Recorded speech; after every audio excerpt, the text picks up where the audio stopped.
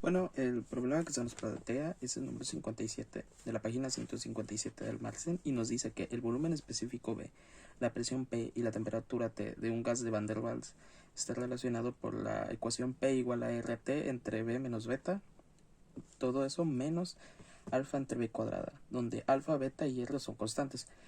Nos pregunta la primera inciso, nos dice explicar por qué dos cualesquiera de B, P y T podrían considerarse variables independientes que determina la tercera variable. Bueno, la respuesta de esta pregunta es relativamente fácil porque, bueno, de la ecuación original que aquí está escrita, que es la de aquí, nosotros podemos ver que podemos despejar T y B de esta ecuación para que dependa de dos variables. O sea, por ejemplo, P depende de T y de B. Entonces las variables independientes son T y B y se puede determinar esta tercera variable. Así lo podemos hacer de esa misma forma para tanto T como para B. Entonces por eso es la respuesta de esa manera. El inciso B del problema nos dice que tenemos que hallar la parcial de T con respecto de B, la parcial de B con respecto de B, la parcial de B con respecto de T, identificar qué variables son constantes e interpretar físicamente cada derivada parcial. Entonces, ¿cómo hacemos esto? Bueno, es bastante sencillo. Para la primera tenemos que sacar la derivada de T con respecto de P. Entonces lo que hacemos es despejar T de la ecuación. Despejamos la T de la ecuación inicial, que está aquí, y tenemos aquí el resultado ya despejado. Entonces lo que hacemos es derivar con respecto de P. En este caso, bueno, ya nos podemos dar cuenta que las constantes van a ser R, beta, alfa y B. Entonces, despejando con respecto de P, la derivada parcial de T con respecto de P es esta, que es B menos beta entre R.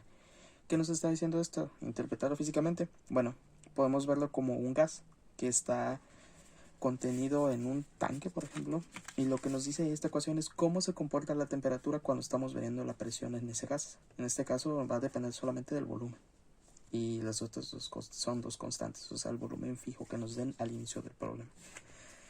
El otro inciso nos pide sacar la derivada de esta ecuación, de la derivada con respecto de B, de la función en P.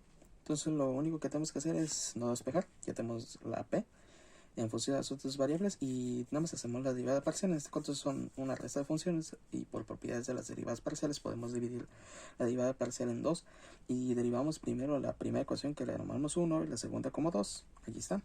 Hacemos la derivada parcial, que igual es una derivada fácil, solo ocupamos cambio de variable por el tema del denominador. Aquí está, el resultado aquí está, y derivamos parcialmente la segunda ecuación. Aquí está el resultado, por lo tanto la derivada de P con respecto de B es esta. ¿Ok? Entonces, por último, nos pide sacar la derivada de B con respecto de T. ¿Cómo hacemos esto? Bueno, si nos damos cuenta de la ecuación inicial no podemos despejar B como tal, porque son de orden diferente. O sea, este es cuadrado y este es lineal. Entonces, lo que tenemos que hacer aquí es aplicar la derivada implícita. Derivar implícitamente, básicamente. Entonces lo que tenemos que hacer es solamente despejar de tal manera que B se nos sea más fácil de derivar. Lo único que hice aquí fue de mandar a B del otro lado de la izquierda, los dos términos, y tener a RT del otro lado. Y ya teniendo la ecuación así despejada, derivamos con respecto de T. En este caso nos damos cuenta aquí que P, B y beta y alfa son constantes, el único que varía es T y volumen también. Pero como estamos despejando, la variable que teníamos que buscar es de la derivada parcial entre B entre dt. B sería como una función de t. Entonces, aquí derivamos parcialmente P por B es la derivada, es la constante P se sale y es la derivada parcial de B con respecto de t porque no conocemos la naturaleza de B. La función así despejada, por así decirlo. En este caso, P por beta son constantes, estas se eliminan, y en este caso es un cociente. Entonces ocupamos la regla del cociente para las derivadas, que aquí es aplicada y es igual como en una variable. Aquí hacemos el desarrollo de esta derivada porque en sí esta ya está, se hace el desarrollo y al final nos queda esto. En este caso nada más hacemos puros artificios matemáticos, que es aquí por ejemplo dividir toda la ecuación entre b a la 4 y aquí está. Pero aquí tenemos P, entonces ¿qué hacemos? Ya sabemos cuánto vale P, entonces reemplazamos el valor de P aquí.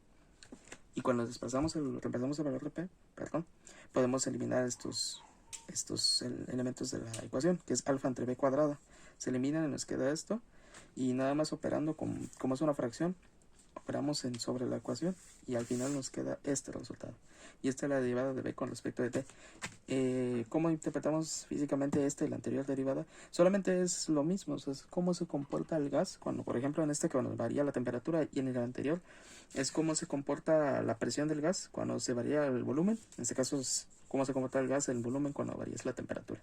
Entonces nos damos cuenta que el volumen va a variar cuando varía la temperatura con respecto a la temperatura y también con el volumen inicial en este caso.